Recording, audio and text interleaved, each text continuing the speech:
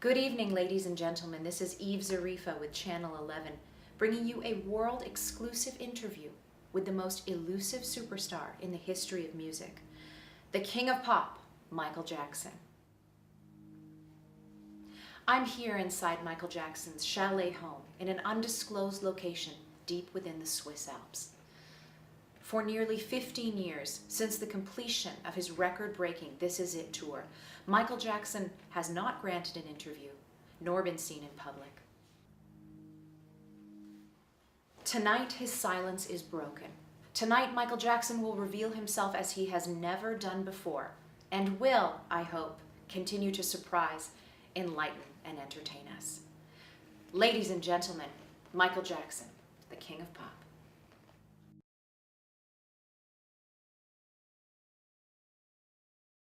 Good evening. Good evening. So how are you doing? I'm doing very well, Eve. Thank you for asking. I'm doing very well. I suppose we should get the obvious out of the way first. Sure. Let's get the elephant out of the room. Right. Well, I'm wearing a mask because my face is disfigured. This isn't a publicity stunt. My face is badly disfigured.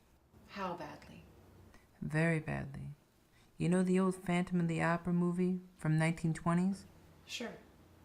Well, I look worse than the Phantom with his mask off. Really? Really. I'm sorry. Don't be. I'm doing very well. I'm happy to be alive. I'm happy to be who I am. I've never had so much fun in all my life. That's the truth. May I ask what caused your disfigurement? Oh, there were a number of different causes that sort of all happened at the same time. We could talk about my medical details if you like. Maybe later. Is the mask real gold? Yes, it is. Well, it's gold-plated. Solid gold would be way too heavy. It's very nice. Thank you. Well, now that we've got that out of the way, do you want to start at the beginning? Sure. Let's start at the beginning. Well, my name is Michael Joseph Jackson, and I was born in Gary, Indiana, the 7th of my parents' 9 children. My father, Joe Jackson, worked in a steel mill and also played in a local R&B band. He would... What did your mother work as? At the time, my mother worked in a department store. My mother is a saint. And you lived on Jackson Street, right? Oh, yeah. We lived on a street called Jackson Street, coincidentally. Imagine 9 kids living in a 2-bedroom house. We had to wait in lines to take baths. 11 people is a lot for a 2-bedroom house. Yeah, our family's house in Gary was tiny. But at the time, it seemed much larger to me. Did you have many friends? I didn't have friends when I was little. My brothers were my friends. I had some great times with my brothers. We played in the snow, had pillow fights. It got pretty rough sometimes. At what age did you officially join the Jackson 5? I guess when I was around 5 or 6. But I'll tell you what I usually say to people when they ask me about the early years of the Jackson 5. I was so little that I really don't remember much about it. I just sang and danced, and I didn't understand why people were applauding and clapping and screaming. I really never thought about it. I just did it, and it came out. And at the time, your father was your manager, right? Yeah. He spent a lot of time and money working with us. He'd sit at home with us every day after school and critique us. If you messed up, you get hit. Sometimes with the belt, sometimes with a switch. Marlon was the one who got in trouble all the time. He was very strict, very hard, and very stern. But you felt love from your mother. Absolutely. My mother always made sure that all of her children felt loved. My mother is a saint. And your mother made all your clothes, right? Right. When we performed in talent contests, we really looked amazingly professional. Really amazingly professional. What songs did you perform? We did songs that people knew from the radio or songs my father knew were already classics. For example? Well, we won the citywide talent show when I was 8 with our version of Temptation's song, My Girl. What do you remember about the 60s? Well, we came in the tail end of the 60s. I'm a child of the 70s. But I remember what we were wearing, kind of like dashikis and bell-bottom pants. And I just remember the love from the public was very great and accepting of what we had to offer. It was wonderful. There's a lot of wonderment in being famous. I mean, you travel the world, you meet famous people, you go places, it's great. But then there's the other side, which I'm not complaining about. There's a lot of rehearsal, and you have to put a lot of your time and give a lot of yourself. I remember going to the Motown record studio, and there was a park across the street, and I'd see all these children playing, and it would make me so sad that I would have to work instead. I just stared at them in wonder. I can't imagine such freedom, such carefree life. So there were sad moments in my childhood. Was there anything that you found gratifying? Was there anything that I found gratifying? Well, being listed in the Guinness Book of World Records, that was very gratifying. Here's the thing. Ever since I was a little boy, I have dreamt of creating the biggest selling record of all time. I remember going swimming as a child and making a wish before I jump into the pool. I'd stretch my arms out as if I'm sending it through right into space, and then I'd dive into the water. And I believed that it was possible. So when Thriller became the biggest selling album of all time, it was listed in the Guinness Book of World Records. And that fact even appeared on the cover the way I imagined it. I was so happy, you have no idea. I felt on top of the world. But was there anything from the early years of the Jackson 5 that you found gratifying? Well, I used to watch a Jackson 5 cartoon. It was so much fun being made into a cartoon. It was like a fantasy come true. We didn't have to do anything. They just animated us and used our songs off the album that we recorded. I think I felt more special about that than any of the awards and hit records. Have you seen the Jackson 5 cartoon? I've seen the first episode. Did you like it? I did like it. Very creative, an apocryphal origin story of the Jacksons. Right. It all started with the snake. Do you remember how you really got signed to Motown? I actually remember the Motown meeting quite vividly. I remember Barry Gordy sitting us all down and saying that we're going to make history together. It was like a fairy tale come true, listening to this powerful, talented man tell us we're going to be very big. Your first record will be number 1. Your second record will be number 1. And so will your third record. This is almost unheard of in those days, but he was right. I Want You Back was released in November of 1969 and went straight to number 1. Our next single, ABC, came out in March 1970 and also went to number 1. And well, I'll Be There was our real breakthrough song. It was the one that said, "We're here to stay." It was number 1 for 5 weeks. So Diana Ross didn't really discover you first. Right. But she was incredibly supportive. Our first album was called Diana Ross Presents the Jackson 5. She helped take care of us for more than a year while my parents sold the house in Indiana and looked for a house in California. Did you like moving to California? To come from a part of Indiana which is so urban and often bleak, and to land in Southern California was like having the world transform into a wonderful dream. We were all struck by California. Trees had oranges in the middle of winter. There were palm trees, beautiful sunsets, and the weather was so warm. And we were all over the place. Disneyland, the beach. My brothers loved it too. In the early days, we were all together all the time.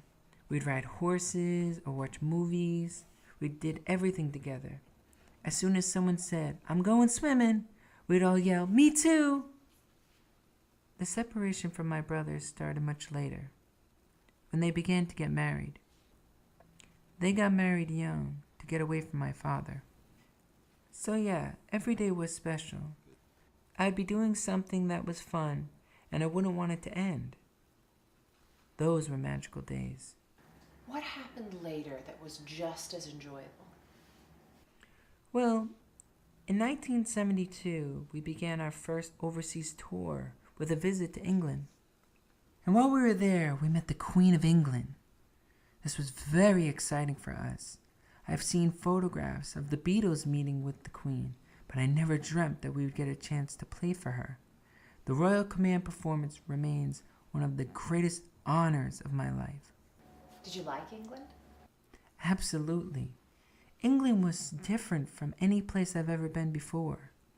But the further we traveled, the more exotic the world looked. We saw great museums of Paris and the beautiful mountains of Switzerland. In all of these countries, the people had heard of us and liked our music. It didn't matter to them what color our skin was or which country we called home. If I had ever needed proof that all men could be brothers, I certainly had it during that tour. When did you leave Motown? 18. We had so many ideas we wanted to try out, but they were convinced that we shouldn't fool with a successful formula. Once a reporter asked a Black Power question, and the Motown person told him that we didn't think about that stuff because we were a commercial product.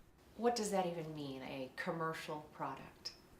I'm not sure, but we winked and gave the power salute when we left, which seemed to thrill the guy. Was it difficult telling Berry Gordy? It was one of the most difficult things I've ever done.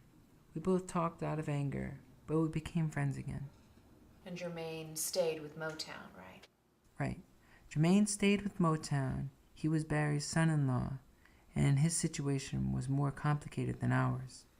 And so then Randy officially joined the group and took my place as the baby of the band. And you had to change the name of the group, right? Right. We're no longer known as the Jackson 5. Motown said that the group's name was a company-registered trademark, and that we couldn't use it if we left.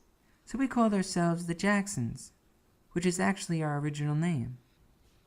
And that's around when you did the Jacksons Variety Show. Yeah, I hate doing the television show. We had to dress in ridiculous outfits and perform stupid comedy routines to can laughter. It was so fake. I'm not a comedian. I'm not a show host. I'm a musician. When did you find your own internal direction as the Jacksons? By the Triumph album, we definitely found our own voice. But it was destiny that gave us the final burst of energy we needed to put together a perfect show with no marginal material. How did you get involved with Quincy Jones? Well, I didn't want Off the Wall to sound like outtakes from Destiny. That's why I wanted to hire an outside producer.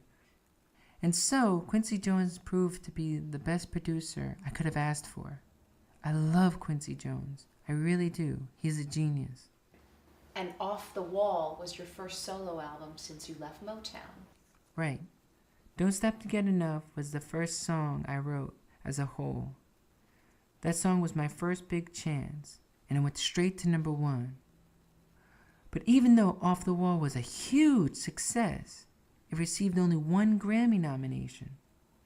So I was very disappointed with the way it was accepted. And you didn't attend the Grammys that year, is that right? Right. I watched the ceremony on television. It was nice to win in my category, but I was still upset by what I perceived as rejection of my peers. That experience lit a fire in my soul. All I could think of was the next album and what I was going to do with it. I say to myself, wait till next time. They won't be able to ignore the next album. And Thriller pretty much spawned from that. What was the goal of the Thriller album? What was the goal of the Thriller album? Well, people used to do albums where you get one good song and the rest were B-side. I say to myself, why can't there be a pop album where every song is great? So that was my goal of Thriller album. I wanted to be truly great.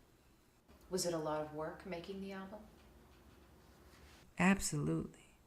Making the Thriller album was very hard work. But it's true that you only get out of something what you put into it. I'm a perfectionist. I work until I drop.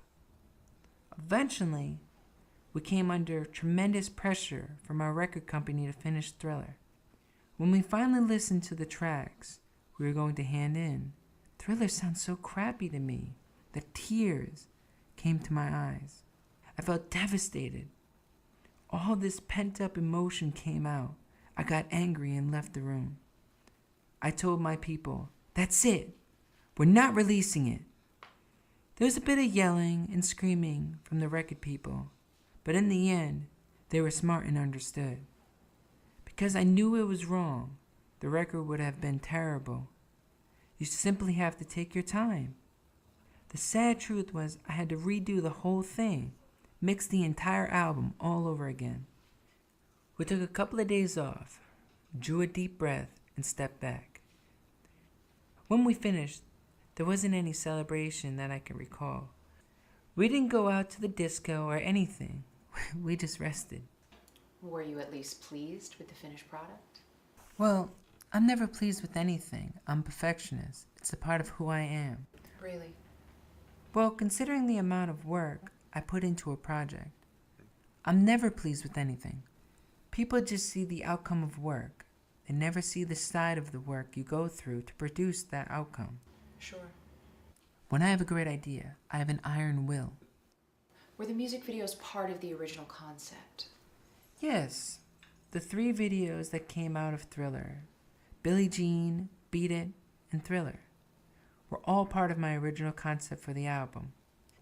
You know, why work so hard on an album and then produce a terrible video? I remember the first time I saw MTV. My brother Jackie came and said, "Are you watching that show on TV? All they do is play music." I put it on, and I thought the concept was very interesting. I thought if I were going to do one, I would do something with a little entertainment value. Something with a beginning, a middle, and an ending, like a short film. What was the goal of the Thriller video? My main goal for Thriller's short film was to do something that would be scary and exciting. What about the Beat It video? The Beat It short film is another concept I came up with. I wanted real gang members, so we round up some of the toughest gangs in Los Angeles and put them to work on the video. It turned out to be a good idea. The effect is menacing. You can really feel the experience of the streets. You know those kids are tough. It was nothing like actors acting. Were you scared? Maybe a little at first, but we came to realize very quickly the gang members were actually very polite and humble. During breaks, they all cleaned up and put their trays away. It was very sweet. They're a nice bunch of guys. Like all of us, they just wanted to be seen. I've always wondered if they got the same message from the song that I did. Is it safe to say you knew the Thriller album was going to be a hit? Yes, not to be arrogant, but yes, because I know great material when I hear it. I'm a visionary in that sense. Needless to say, you attended the Grammys that year. Right. I had gotten a record 13 nominations for Thriller. Man, what a feeling. To work so hard on something, to give so much, and to succeed. I felt like a marathon runner breaking the tape at a finish line. That's the realization of a dream. That's powerful stuff. When we walked in, we got a huge applause. People were really excited. Everyone involved with Thriller was floating on air. It was wonderful. All evening, I've been going up to the stage and collecting awards with my sunglasses on. Finally, when Thriller won the best album, I went up to accept it and I took off my glasses. And the girls in the back row just went crazy. Why did you wear sunglasses in public as often as you did? Well, I wear sunglasses in public as often as I do because I simply don't like to have to constantly look everyone in the eye. It's a way to concealing just a little bit of myself. So you won a record-breaking 8 Grammy Awards. Right. And after all that, then there was the Victory Tour. I did 55 shows with my brothers over the course of 5 months. And the world was just getting really, really wild at that time. It was the biggest tour any group has ever done, in huge outdoor stadiums all over America and Canada. We broke records everywhere we played. Madison Square Garden, the Montreal Olympic Stadium, you name it. I felt on top of the world in those days of victory. At moments like that, I feel so honored, so happy, it makes all the work seem worthwhile. The Victory Tour was one of the greatest pinnacles of my success. It was just a phenomenal pinnacle. My dreams had come true. With that, let's take a short break and be back with more of Michael Jackson, the King of Pop.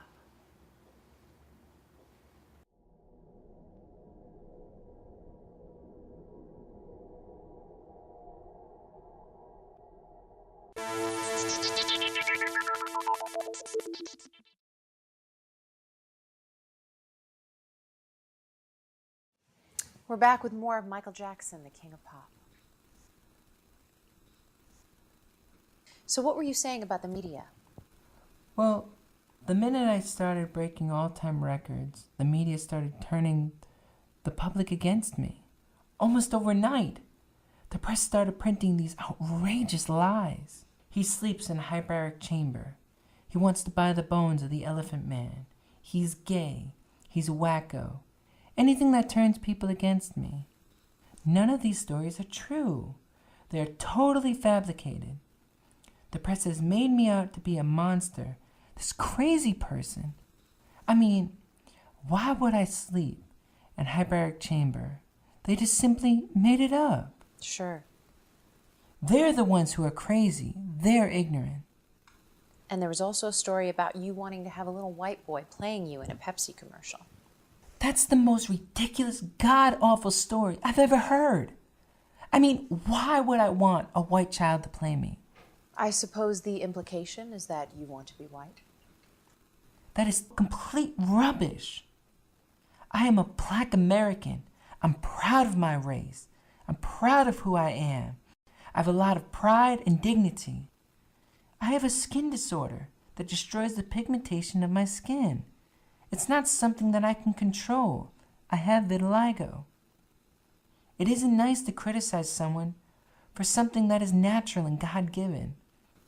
How do you respond to false reports? It has made me realize when you hear a lie often enough, people start to believe it. I mean, I wish there was a way to totally get rid of those kind of things. I used to always say to my fans, let's have a tabloid burning. Let's make a big mountain of tabloids and burn them all. Really? Sure, why not? The real fans know that tabloid garbage isn't true. They know they're smart. Some of them try to disguise themselves, but they're still tabloids. Can you tell me about Neverland? Well, Neverland appeals to the child inside every man, woman, and child. It's a place where you can return to your childhood. Neverland is me. It represents the totality of who I am. It really does. Can you tell me about Neverland, the physical place? It was just a fun, wonderful place to be. So much to do. An amusement park, a movie theater, unlimited space to play games, climb mountains, ride horseback, all kinds of fun things. It seems like you put a lot of thought into it. Before you get to the house, you pass through these tattered ranch gates, right? Right. You pass through these tattered gates. So psychologically, you really feel like you're coming to a ranch. So when you go around the bend, I wanted to change to Technicolor, like the Wizard of Oz does from black and white. Sure, with all the rides and the carousel. Right. Is it safe to say it gave you a chance to do what you couldn't do when you were little? For me, and for sharing with others. Every 3 weeks, we would entertain all these sick children, unprivileged children, children who haven't been on a carousel, who haven't pet a horse or a llama, never even seen them. So if I can open my gates and see that bliss, an explosion of screaming laughter, I say, thank you, God. I feel I've won God's smile of approval because I'm doing something that brings joy and happiness to other people. Other men have their Ferraris and their cars, or whatever they find their bliss. My bliss is giving and sharing and have simple, innocent fun. Is it safe to say you can relate better to children? Yeah, I relate to them much easier. They don't come with all the baggage and stuff. They just play. They just want to love and be loved. When I see children, I see the face of God. That's what I see. That's why I love them so much. They saved my life. I'm not joking. They saved me. I have such concern for the plight of children. I feel their pain. I really do. Do you think your concern for children is a result of you having a perceived non-existent childhood? Maybe. But today, it's not just child stars that have suffered from a non-existent childhood. Today, it's a universal calamity, a global catastrophe. Childhood has become the great casualty of modern-day living. Children are constantly encouraged to grow up faster. Scores of children worldwide are being denied the joy and security of childhood. A child's mind needs unconditional love and the nourishment of magic and wonder. Sure. They need the world's awareness. And if I can be that light, that pedestal, just to shine some light on who they are and the importance of who children are, I really think it's my job to help them. I think it's my calling. I don't care if people laugh or what they say. Children don't have a mouth to society. I feel that is something really, really in my heart that I'm supposed to do. So tell me about We Are the World. Well, We Are the World is one of the most favorite things I've done. I was proud to be a part of that song. I think it's a very spiritual song. What was the goal of the Bad album? Well, The Way Make Me Feel and Smooth Criminal are simply the grooves I was in at the time. That's how I would put it. Were you pleased with the Bad album? Well, it's tough because I'm competing against myself. But I was satisfied with what we achieved. Do you enjoy performing? Absolutely. I love it. If I wasn't having fun, I wouldn't do it. I do it because I truly love it. There's no greater bliss than dancing and performing. It's like a celebration. And when you're caught up in that place where certain performers go, it's like being in a trance. You're connected to a higher source, and you just go with the moment, at one with the moment. And the audience is up there with you. The audience plays off that. There's like a telepathy going on, like fish swimming in a school. They're on the same line. Sure. You're above it all. It's gone. The point of no return. It's so wonderful. It is divine. It is pure. It is revelation. It's a divine energy. Some people look down on it. Religions sometimes look down on it because they try to say it's demonic. It's the devil. It isn't. It is godlike. It is pure godlike energy. You feel God's light. So it's safe to say you're still very religious. Well, it depends on what you mean by religious. I believe in God. Absolutely. I believe in God very much. But you're no longer part of the Jehovah's Witness Church. Right. What was it like being raised a strict Jehovah's Witness? Well, going to Kingdom Hall was a treat. It was a chance for me to be normal. The church elders treated me the same as they treated everyone else. I was Brother Jackson, simply human, sharing a day with God. Did you do anything special on Sundays? Sundays were my day for pioneering, the term used for missionary work that Jehovah's Witness do. We would spend the day in the suburbs of Southern California, going door to door, or making the rounds of local shopping malls, distributing our Watchtower magazine. Really? Yeah, I would don my disguise of a fat suit, wig, beard, and glasses, and head off to the shopping malls and go door to door in the suburbs. Really? Yeah, the funny thing is no adult ever suspected who this strange bearded man was, but the children, with their extra intuition, knew right away. By the second round of shopping mall, I would find myself trailed by 8 or 9 children, like the Pied Piper. They would follow and whisper and giggle, but they wouldn't reveal my secret to their parents. Really? Yeah, I continue my pioneering work for years and years after my solo career has been launched, up till 1991, around the time of the Dangerous Tour. That's very interesting. Do you often wear disguises?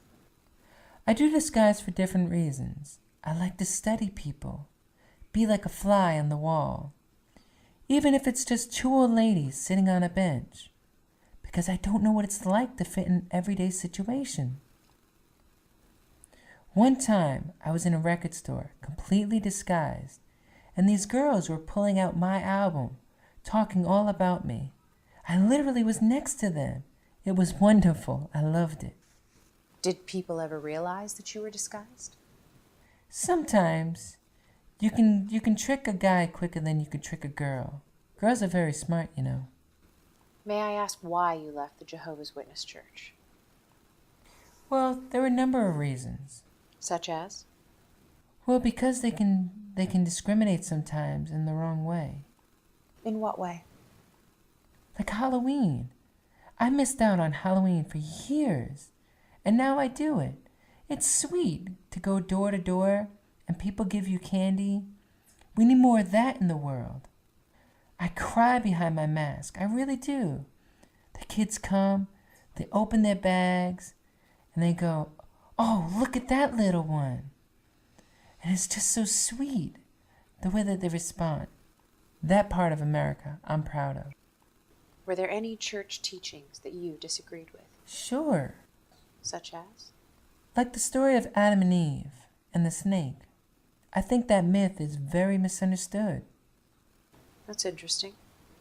I remember having a problem with that story, even as a child. Was it difficult leaving the church? Absolutely. But I was comforted by the belief that God exists in my heart and in my music. And beauty, not only in a building, but I still miss the sense of community that I felt there. I could have really used their support in my darkest hour. Can we talk about that? What, my darkest hour? Yes. If you like. When did it start? It's hard to say. Perhaps with the first accusation of child molestation? Perhaps. Or maybe before. It's hard to say. Can you tell me about the first accusation? Oh, I was blatantly extorted. But you settled, right? Yes. Can I ask why you settled? You mean, why did I settle if I was innocent? Yes. Well, I just want to get on with my life. Because I knew how it would look. This could be something that could go on for years. I didn't want to do a long, drawn-out thing. All these lies and these tabloid shows. Just lies, lies, lies. Because I knew how it would look. And just for the record, I will say again, I have never and would never harm a child. Before I hurt a child, I would slit my wrist. And life is very beautiful and precious to me. But I would slit my wrist before I would hurt a child. I suppose the Martin Bashir video didn't help much. Yeah, right. Do you still maintain that it's all right for an adult to sleep in the same bed as a child?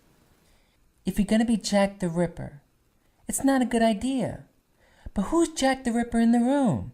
I'm the guy in the sleeping bag on the floor. I didn't sleep in the bed with the child. I slept on the floor. But even if I did sleep in the bed, it would still be okay. I slept in the bed with Macaulay Culkin when he was little. Macaulay was on this side, and his brother Kieran was on the other side. It was very sweet. We need more of that in the world. Can you tell me about your arrest? Oh, it was a complete travesty of justice. They searched my office without a warrant, and they also manhandled me very roughly. Really a complete travesty. 80 policemen in one bedroom. That's really overdoing it. I won't live there ever again. I'll visit Neverland. It's a house now. It's not a home. So you would not want to be buried in Neverland? I didn't say that. I said I would never live there again. I've always said I want to be buried right where there are children. I want them next to me. I would feel safer that way. I need their spirit protecting me. Can you tell me about the trial? Oh, it was a nightmare for me and for my family. They did it to try to belittle me, to try to take away my pride. But I went through the whole system with them. And at the end, I wanted the public to know that I was okay, even though I was hurting very, very badly. But you were acquitted and vindicated. I just don't like it when people hear about false information. And it's sad when people believe it. How did you cope? Well, I gained strength from God. I gained strength from the fact that I know I'm innocent. I know eventually the truth will prevail. And I'm about truth. I'm a strong person. I'm a warrior. But it's very painful. At the end of the day, I'm human, you know? I'm still a human being. So it did hurt very, very much. I could almost see the spirit flowing out of me like plumes of cigarette smoke. Is it safe to say that you were spiritually wounded by the experience of the trial? Sure. And there are so many sharks in this business searching for blood. In what way? I've seen the worst, the nightmare of the human condition, the human soul. I've had adults with tears coming down their face saying, "Michael, I'll never hurt you." That's the kind of crap that I have been through. Tears rolling down and hugging me. In several interviews, you made reference to a conspiracy. Yes. Do you still believe there was a conspiracy against you? Depends on what you mean by conspiracy. A malevolent plot? Absolutely. That's a fact. My life was threatened. May I ask who threatened you? Oh, the first time it was a woman, one of my employees. I used to have hundreds of employees working for me. She was a minor employee. We were just talking when suddenly her expression changed and she said, "You know, we could have you killed. Stop what you're doing." What did she mean by stop what you're doing? Well, at the time, I was sort of trying to retake control of my life, cutting ties with people I suspected were part of the conspiracy. Did you tell the police? Not that time. Well, she didn't say, "We're going to kill you," but "we can have you killed." But the threat is implicit. Absolutely. And she also threatened my children in the same way. What was that like? It was horrible. It was a nightmare. I could almost hear an old-fashioned fire engine bell ringing in the background. Ding, ding, ding, ding, ding, ding, ding, ding, ding. It was a nightmare, but a nightmare that I couldn't wake up from. That's honestly what it felt like. I felt disconnected from reality. Disconnected in what way? Well, here's the thing. All my life, pretty well everything that I have ever imagined or wished for has come true in some way. And that's how I've always lived my life. Like a dream. Exactly. But somehow that dream became a nightmare. I remember thinking, no, no, no, this isn't happening. I don't want this to be happening. But it was happening. I'm sorry. Thank you. It was particularly terrifying because they obviously felt strong enough in their position to make themselves known. We know that you know. Exactly. Did you at least fire the employee? I didn't actually. I was too scared. But I heard she quit not long after. She had served her purpose. And everywhere I went, dark storm clouds seemed to follow me around. Honestly, you can check the weather history. I was living in constant fear. Do you know what it's like to live in fear of your life? No. Good. I'm glad. I hope you never have to experience that. It is the most horrible feeling in the world. I felt like the walls were closing in on me. How long did you live in fear of your life? Years. Really? Sure, years and years. I've been through hell and back.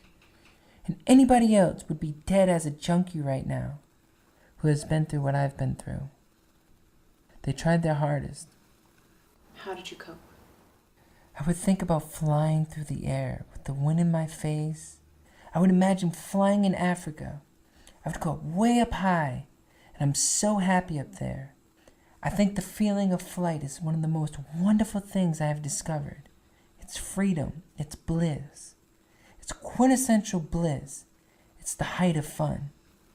Do you still think about flying? No, because now I feel that free all the time. I really do. It's wonderful. I'm doing very well. I'm glad to hear that. Thank you. So you were using painkillers to escape from reality? Right. These were drugs that were prescribed by a doctor for physical pain. These were very strong drugs, like propofol and lorazepam. Can you tell me about the This Is It tour? Sure. We did 50 concerts over 8 months in the O2 Arena in London, England. 50 concerts, that's a lot of shows. Yeah, it started out as only 10, but they all sold out less than an hour. Was it a lot of work? Not really. I'm most comfortable on stage, but the preparation for the tour was a lot of work. When I take on a project, I believe in it 100%. I really put my soul into it. I die for it. That's how much I love the fans. Do you think you risked your life? Sure, but it's all for love, Love. It was a particularly stressful time because I was secretly making arrangements to disappear, to go into hiding. Really? I suppose if they had suspected, I wouldn't be here talking with you today. How soon after the final This Is It concert until you disappeared? The same night. Really? Yeah, the same night. My children were already there because they had appeared on stage with me. So after the final encore, I went backstage and the adrenaline was still flowing, and I knew it was time to go. I could almost hear Beat It playing in the background. You know, just beat it. Just beat it. Sure. So I took a deep breath and I headed for the door.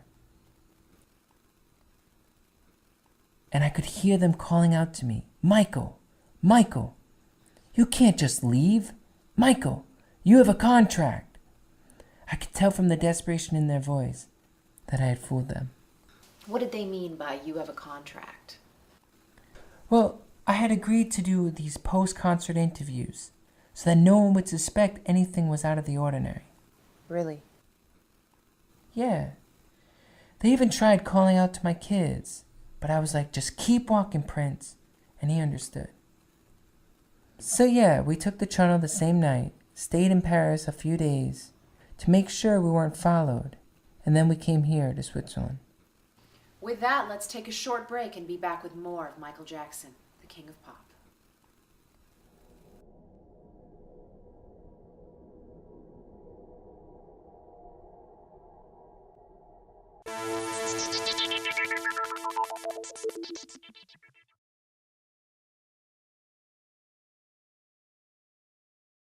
We're back with more of Michael Jackson, the king of pop. So, how did you adjust to retirement? Well, the first 2 years were kind of like a transition period. I was selling off property and possessions and settling various lawsuits. And because of the pending lawsuits, you can't return to the United States, right? Yes, but that's okay. I don't care to stay in America anymore. It was reported in the media that you were selling your possessions because you were broke. That is a tabloid's lie. I mean, why would I be broke? I own 50% of the Sony catalog. It's a huge catalog and very valuable. I sold my possessions because they were things I didn't need anymore. I even donated most of the profits to charity, honestly. You know, just enough to live modestly and make sure that my children are financially protected. So the first 2 years were a transition period. Right. There was still some residual fear, because I lived in fear for years and years, like I was saying before. But after a while, I remember thinking, you're safe, you're safe. They don't know where you are. You're safe, you're safe. And after that, I just remember feeling an overwhelming rush of jubilation. And then a state of indescribable bliss and sacredness. A state of uninterrupted, deep peace and thankfulness. Every night I would go to bed in complete bliss, and every morning I would wake in pure joy. How long did that serenity last? 2 years, 2.5 years, just so thankful to be alive, in the state of the most intense joy and exquisite ecstasy. I grew a beard. Really? Yeah, I grew a thick beard. I never wore a full beard before. It was wonderful. I've had some amazing good times. What would you do all day? I would walk around or sit on a park bench. You know, just marveling the beauty of creation. Looking over some landscapes of beautiful skies where the clouds are hues of pink and gold. I would start to pray to God. This is so beautiful. Thank you for making the heaven and earth such a beautiful place. Thank you. Thank you so much. May I ask when your disfigurement started? Around 5 years after the This Is It tour. And this is what brought me back down to earth. It reminds me that I'm still flesh and blood. So you've lived with your disfigurement for around 10 years. Right. So you feel comfortable with your condition. I feel great, Eve. Thank you for asking. Do you always wear the same mask? I wear a lot of masks. If it's just my family or my nurse, I usually wear something like a surgical mask and without a wig. You mentioned that your disfigurement was the result of a number of different causes that sort of happened at the same time. Yes. May I ask if plastic surgery was one of those causes? Not that I know of. I don't think so. It's just my nose, you know. Honestly, they go too far. It's just my nose.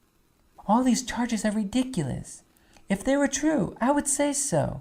But they're not. It's my face. I think I would know.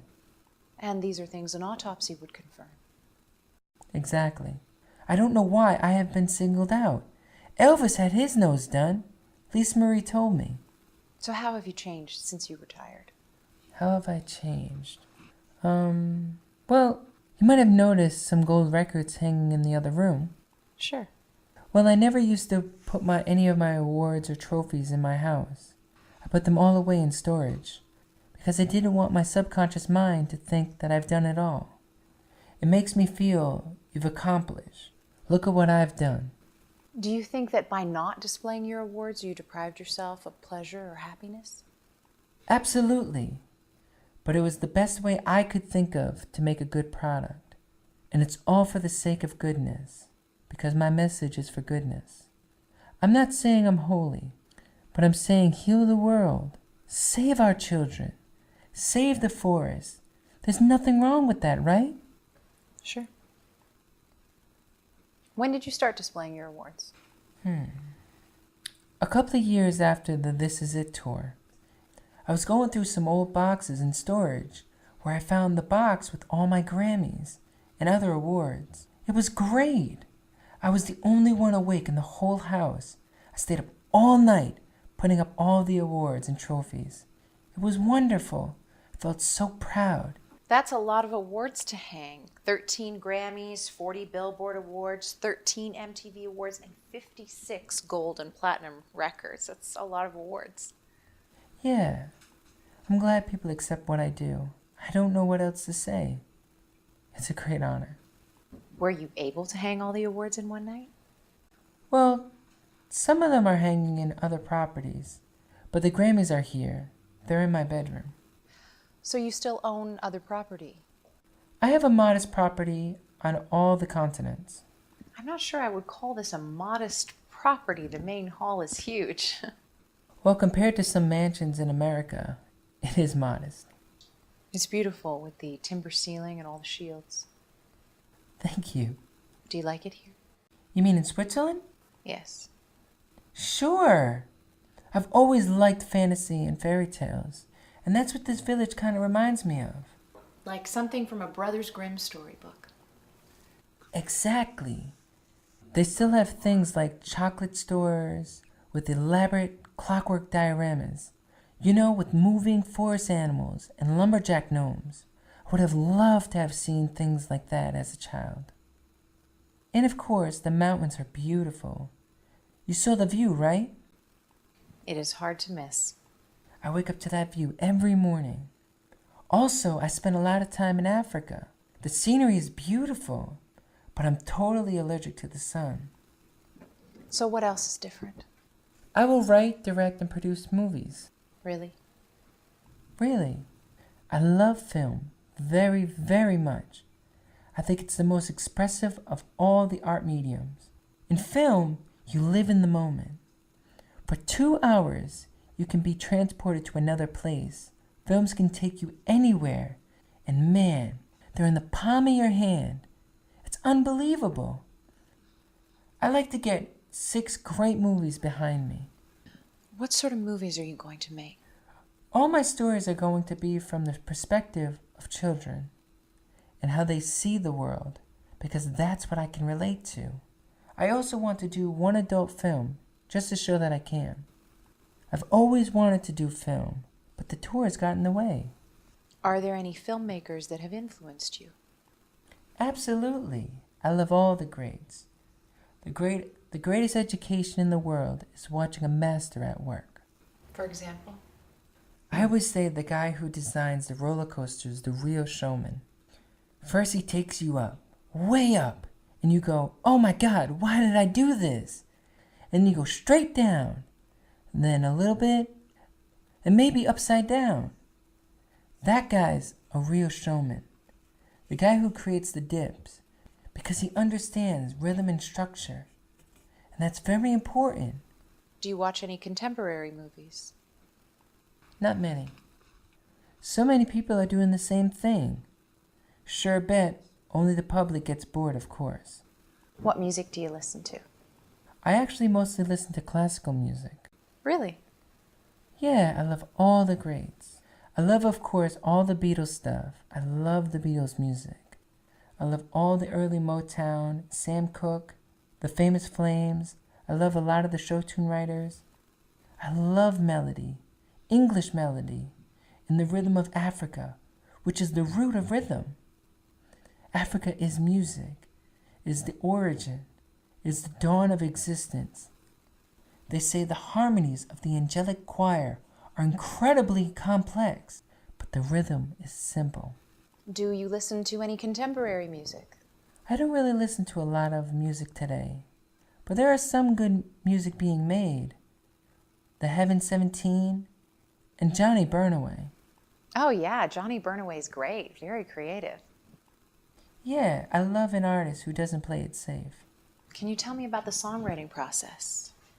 Well, the songwriting process is something very difficult to explain. I let nature take its course. I don't force it. It has to be given to you. It's the most spiritual thing in the world. And you're just the medium through which the song comes. Exactly. An instrument of nature. Sometimes I hear everything in the totality. what the strings are doing, the bass, the drums, the lyrics. The heaven drops it right into my lap. That is art at its highest form. The real gems come that way. Who do you admire? Who do I admire? I love people who have really contributed to the pleasure and happiness of the planet and mankind. People with light, from Gandhi to Martin Luther King, Charlie Chaplin. I love Charlie Chaplin with all my heart. Walt Disney. These are people with light. These are my people. I'm not trying to put my name with Gandhi or Christ. Sure. I try to imitate Jesus. I'm not saying I'm Jesus. Sure. Are there any Bible stories that you like? Absolutely. I love when Jesus says to the apostles, unless you become like this little child, not childish, but childlike. Any other stories?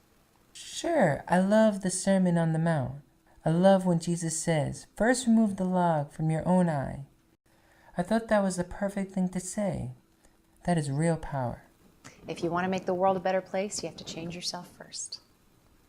To heal the world, we first have to heal ourselves. Heal the child within. Can people really be changed? Absolutely. I believe you can change a lot of people. That's what's so wonderful about it all. You can show them. The kingdom is here for us to claim. How can people be changed? Well, going to one of my shows is transformative experience. Because you go in one person and you come out a different person. I wish you could have seen some of the things we have done in concert. But I guess you would have been too young. Right. Like we would have a huge tank on stage, like an army tank, and a soldier gets out of it and points the gun at everybody. And then he aims it at me, and the whole audience starts booing. This happens every country. And then we do Heal the World.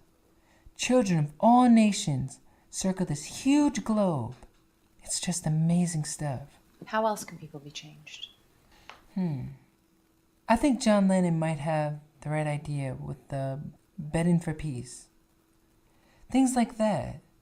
Things that the establishment can't understand and therefore can't destroy. There are many injustices in the world. Poverty, pollution, and war. All of these are man-made things. I don't think there's some devil out there manipulating our thoughts, but that's what I was taught. I think the devil is a man himself. That's interesting. Assuming the devil is a man, do you believe he was somehow involved in the conspiracy against you? I'd rather not answer that question, if that's all right. Sure. But then there's the beautiful side of mankind too. I still get goosebumps when I hear the Beatles song, All You Need Is Love. I always wished that that song could be the anthem for the world. That would be nice. And there have been some amazing growths in technology. This is just the tip of the iceberg. I hope I'm around to see it. Do you have any regrets? No, not really. I wouldn't change the past if I could. I'm enjoying myself. Really? Really. Because I'm happy with the way things are. That's why I wouldn't change a thing. You don't have any regrets? Well, I was at the Academy Award with Diana Ross. And Brooke Shields just came up to me and said, "Hi, are you going to the after party?" And I just melted. I was about 23 during Off the Wall. She was my type for sure. Very feminine and classy. And I don't like most girls. Her pictures were all over my room. Really? Sure. So we get to the party and she says, "Would you dance with me?" And man, we exchanged numbers and I was up all night spinning in my room. I was just so happy. There were fireworks going off. We had one encounter when she got real intimate and I chickened out. And I shouldn't have. Anyway, things like that. But I don't have many regrets. Needless to say, there have been a lot of wonderful women in my life. women whose names you wouldn't know. Do you have difficulty asking girls out? I've never asked a girl out. I'd be way too shy. They have to ask me. Do you think you'll ever get married again? Maybe. That'd be nice. Who knows what tomorrow brings? Do you want to have more kids? I love to adopt children. I'm thinking about adopting 2 children from each continent. This is my dream. African children, Asian children, Arabian children. There are some beautiful Arab children. So tell me about the fans. They love me unconditionally. I know they do. I feel it. On tour, I would sometimes run into diehard fans. They sleep on the streets, hold up candlelight. It's like a religious experience for them. Why do you think your fans in particular are so devoted? Because they have discovered what I'm about, what I'm trying to say. There's a message in the music. I don't know how God chooses people or plays chess with people. Well, Schopenhauer said our lives are like the notes in a great symphony. That's a lovely image, a dream within a dream. I've never heard that before. And it's true, in a sense. Looking back, I can view the whole tapestry, all the wonderful things my parents instilled in me. I'm very much like my father in a lot of ways.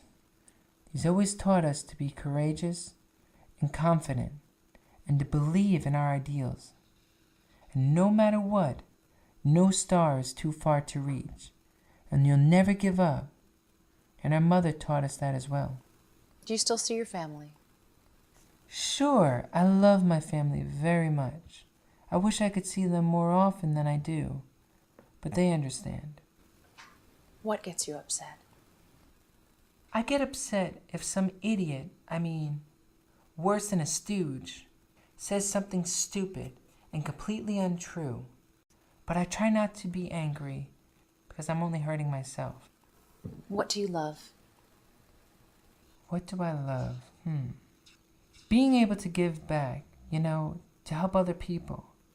And I love creating, to put my soul into something. I don't know the psychology of it or whatever. I just love working hard on something, putting it together, sweating over it, and then sharing it with people. That gives me great satisfaction as an artist. What else do you love? I love the power of mystery. I really do. I think it's very powerful. If you remain mysterious, people will be more interested. Sure. Leave something to the imagination.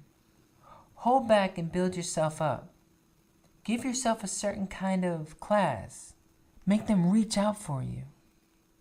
Like you never see me on an award show saying, the nominees are. And I used to get asked to do every show. My brothers are the opposite. They will do any award show that asks. Do you think that by fostering an air of mystery, you have contributed to the public misconception about you? Maybe, but the media would always try and twist what you say or simply make it up. To be honest, I wasn't aware that the world thought I was so weird and bizarre. Really? Well, I never said I've lived a normal life, but given the unique circumstances, I think I'm pretty normal. What advice would you give an aspiring artist? What advice I would give? I would tell them to make a good product. Greatness is greatness. Great art is forever. Culture changes, fashion changes. Great art is forever. We still listen to Mozart today, Tchaikovsky, Beethoven, any of them, any of the greats. Great art is forever. That's a fact. And the artwork may not even get recognized in the lifetime of the artist. Right. What's important is how the story ends. Do you have any other advice for an aspiring artist? Work hard. Really work hard. Be the best at what you can do. Get to know more about your field than anybody else. I'm a very strong believer in working hard. But enjoy it, Like be mild-spirited, playful. Have some fun. You gotta have some fun too. My mind never stops. I'm always creating. I never stop. But I love a good water balloon fight. Or, play around, goof off, have some fun. So you still have water balloon fights? Absolutely. I'm still the king of water balloon fights. Any other advice? Always believe in yourself, no matter what. No matter who's around you that's being negative or thrusting negative energy to you. Totally block it off, because whatever you believe in, you become. In the end, the most important thing is to be true to yourself and those you love. How have you come to learn what you know? Learning from nature and learning, just watching and studying. Being a serious observer. When you have seen the things I've seen and traveled all over the world, I've traveled the world over 8 times. I have slept in some crazy places. I really feel like an old soul, someone who's seen a lot and experienced a lot. In soul years, I'm sure that I'm at least 100. Well, I don't feel like I'm talking to a 65-year-old. How is a 65-year-old supposed to act? I'm not sure. How would you like to be remembered? How would I like to be remembered? As a person who came and brought some light to the world, some escapism. Also as the voice for voiceless children. May I ask why you waited so long to grant an interview? 15 years is a long time. Well, to be honest, nobody ever asked me. I guess everybody just assumed I would say no. Really? Well, I think Barbara Walters requested an interview. But why would I want to put myself through that? Is there anything else you'd like to say before we conclude? I just want to say to all my fans in every corner of the earth, every nationality, every race, every language, I love you from the bottom of my heart. Thank you very much. No, thank you, Eve. Please come back and visit any time. Ladies and gentlemen, Michael Jackson, the King of Pop. Thank you guys so much, and I love you all. Thank you. This is Eve Zarifa with Channel 11. Ladies and gentlemen, the King of Pop, Michael Jackson.